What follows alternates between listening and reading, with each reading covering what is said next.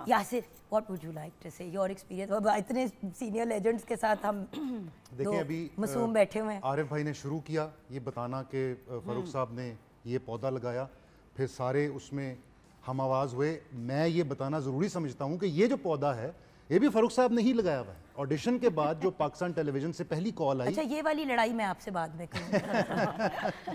फ़ारूक साहब की कॉल आई और वो मैंने फ़ोन उठाया तो, और ये देखे ना, एक I was a nobody back then, 25 साल पुरानी बात है, 26 साल। फ़र्रुख बशीर साहब मुझे कॉल कर रहे हैं बजाते खुद, और वो मुझसे कह रहे हैं कि बेटा तुम पीटीवी आ जाओ, एक प्रोग्राम करना है। 14 अगस्त का एक म्यूज़िकल प्रोग्राम था। हाँ। मैं इनके कमरे में गया, उस वक्त इनके कमरे में तारिक अजीज़ साहब का डेस्क भी हुआ करता था। और तो मैं वहाँ पर जाकर अभी थोड़ी देर बैठा ही तो तारिक साहब भी आ गए। मुझे फ़ारूक साहब ने एक स्क्रिप्ट पकड़ाया कि ये स्क्रिप्ट उस शो का गालिबन स्क्रिप्ट था, तो मैंने वो स्क्रिप्ट पढ़ा थोड़ा सा। उन्होंने कहा सामने खड़े हो जाओ और बोलो। मैंने बोलना शुरू किया, और जब मैंने बोलना शुरू किया तो सांस खुश्क हो गया। मैं हमेशा से एक ओवर कॉन्फिडेंट अपने आप को बंदा समझता हूँ, और मेरे लिए कोई मसला नहीं कुछ भी करना ना।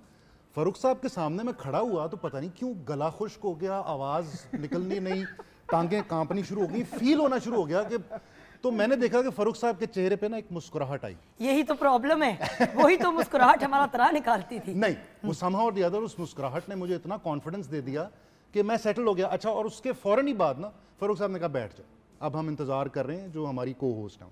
खैर फिर तारिक साहब आ गए, फिर अच्छा अब मैं थोड़ा सा सेटल हुआ ही था कि तारिक साहब आए, उनके कोई रिकॉर्डिंग थी, तो वो मेकअप करा के जब आए ना तो उन्होंने कहा लो उन टेंशन शुरू हो गई। मैं कहा टेंशन शुरू, कादी टेंशन? नहीं बेटा अब वो करना है ना, अब लाइव जाना है या रिकॉर्ड करना है। मैंने कहा अगर तारिक साहब को इतने सालों के बाद टेंशन होती है तो मेरा तो तुसी साह कट दियो ना उन जी। मेरी खैर है फिर। हाँ, मैं तो हेगा ही नहीं किधरे। उसके बाद फिर मॉर्निंग शो के लिए भी फ़ारूक साहब ही की कॉल आई। एक दोपहर थी, शाम थी, फ़ारूक साहब की कॉल आई। मैंने कहा सर मैं नौकरी कर रहा हूँ, मैं रोज़ कैसे सुबह आऊँगा। वही जो जिस तरह अभी बात हो रही थी कि फ़ारूक साहब ने कहा अच्छा देखेंगे ना। मैंने ट्रैवल करना होता है जुगन, मैं शायद ही कोई महीना ऐसा हो जिसमें मैंने ट्रैवल ना करना हो। 7 straight months I did not travel.